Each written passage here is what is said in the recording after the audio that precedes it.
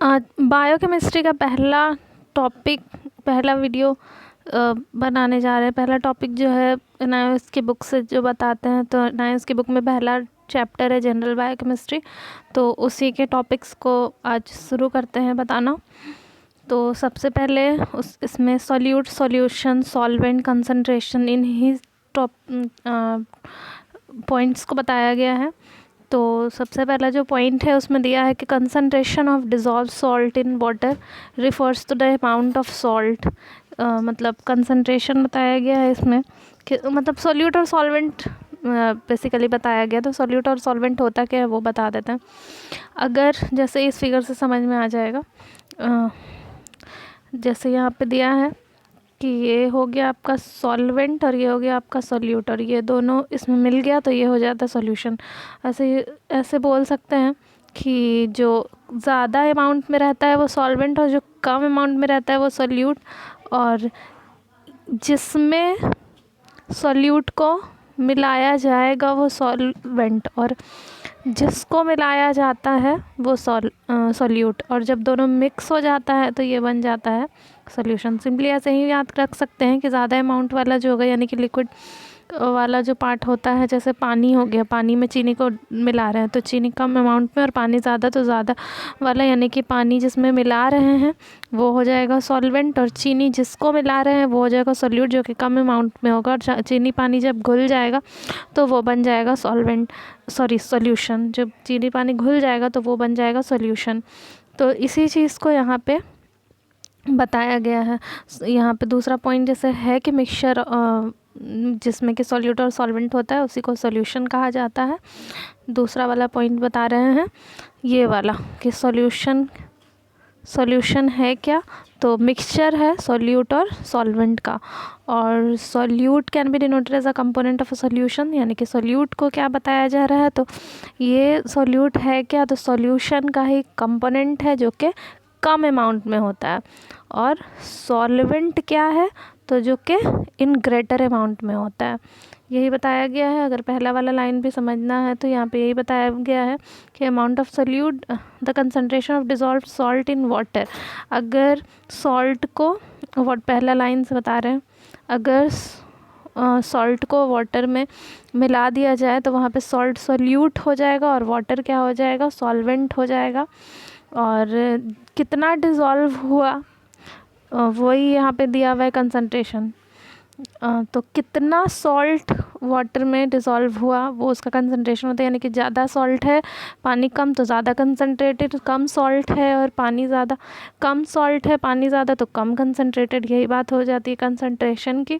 और solute are substance of interest to be dissolved and the term solvent denote the material in which the solute is dissolve. वही बात बताएं, जिसको मिलाया जा रहा है, डिज़ोल्व किया जा रहा है वो सॉल्यूट, और जिसमें डिज़ोल्व किया जा रहा है वो सॉल्वेंट। उसी बात को बताया गया है। ये लास्ट वाला अगर पॉइंट देख लें, the concentration can be written as the amount of solute present in the solution per amount of solvent. यानी कि यहाँ पे कंसंट्रेशन को डिफाइन किया गया है कि कंसंट्रेशन क्या होता है, तो कंसंट्रेशन वो अमाउंट होता है सॉल्यूट का, एक्चुअली ये है कि सॉल्यूट कितना प्रेजेंट है पर अमाउंट ऑफ सॉल्वेंट में, यानी कितने अमाउंट ऑफ सॉल्वेंट में कितना अमाउंट ऑफ सॉल्यूट प्रेजेंट है, ये अमाउंट बताना ये कंसंट्रेशन कहलाता है।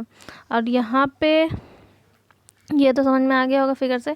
अब यहाँ पे यूनिट्स ऑफ कंसंट्रेशन बताया हुआ है, मतलब कि कंसंट्रेशन आप कैसे कैसे किस किस यूनिट्स से पता करते हैं। तो सबसे पहले यहाँ पे आपको इक्विवेलेंट वेट है, फिर मोलैरिटी, नॉर्मेलिटी, परसेंट सॉल्यूशन है, weight by weight, weight by volume, volume by volume से। तो सारे को एक एक करके बताएंगे और सारे को एक ही वीडियो में बता पाना तो पॉसिबल नहीं है, तो यहाँ हम सिर्फ आपको बताने जा रहे हैं इक्विवेलेंट वेट, और नेक्स्ट वीडियो में आपको मोलैरिटी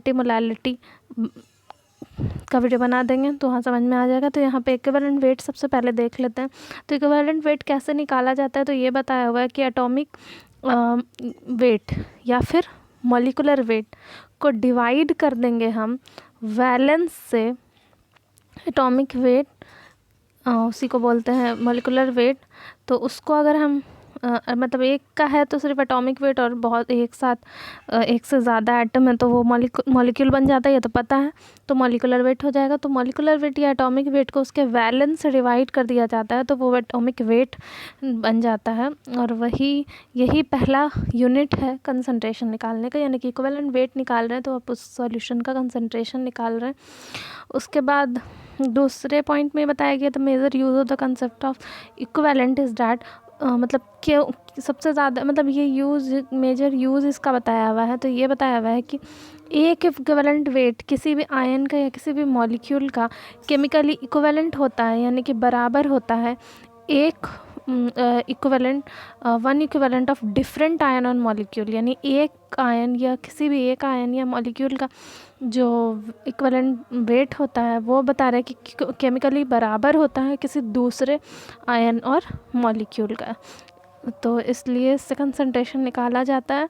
उसके बाद बोल रहे कि mass of substance specially in gram is chemically equivalent to 8 gram of oxygen और 1 ग्राम ऑफ हाइड्रोजन, और हाइड्रोजन द एटॉमिक और molecular weight divided by the valence. मतलब यहाँ पे ये बताया हुआ कि किसी भी सब्सटेंस का मास जो होता है वो केमिकली किसके बराबर होता है, तो 8 ग्राम ऑफ ऑक्सीजन के या फिर 1 ग्राम ऑफ हाइड्रोजन के, 1 ग्राम ऑफ हाइड्रोजन सिर्फ अकेले नहीं है, 8 ग्राम ऑफ ऑक्सीजन के बराबर होगी, या फिर 1 ग्राम हाइड्रोजन इस टू एटॉमिक या मॉलिकुलर वेट, और एटॉमिक या मॉलिकुलर वेट को वैलेंस से डिवाइड करके, यानी कि इक्विवेलेंट वेट को निकाल करके इतने के बराबर होता है किसी भी मास का, किसी भी सब्सटेंस का मास।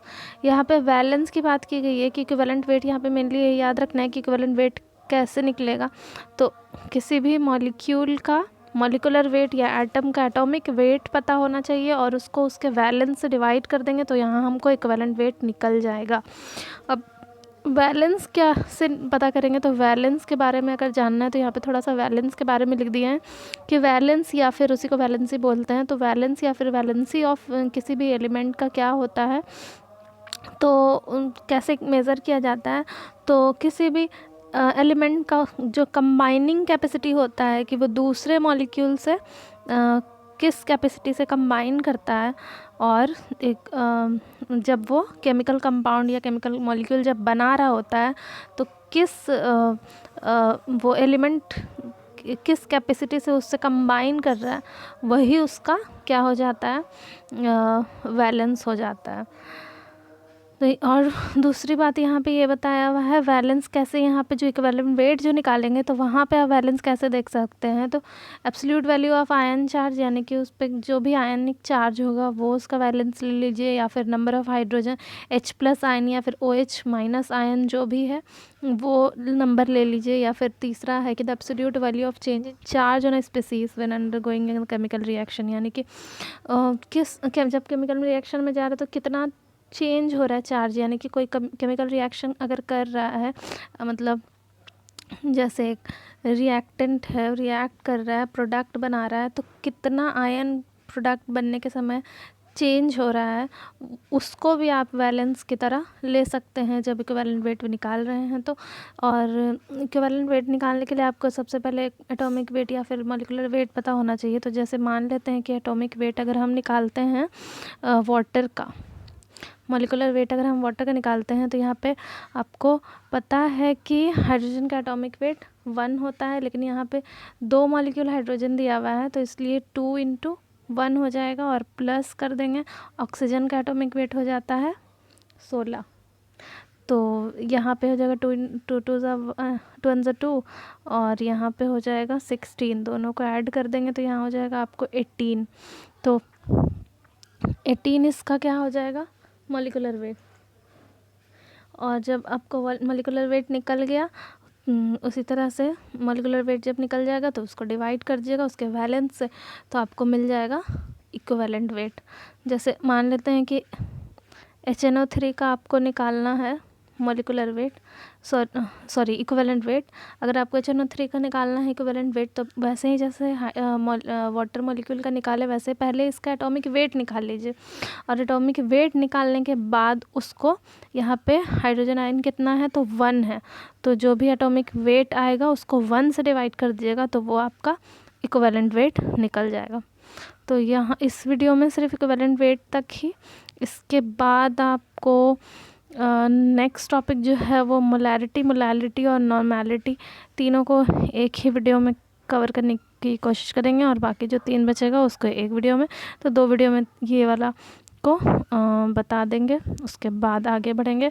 तो बायोकेमिस्ट्री का टॉपिक यहीं से स्टार्ट कर रहे हैं, फिर धीरे धीरे ये वाला चैप्टर ख़त्म होगा, उसके बाद कार्बोहाइड्रेट स्टार्ट करेंगे।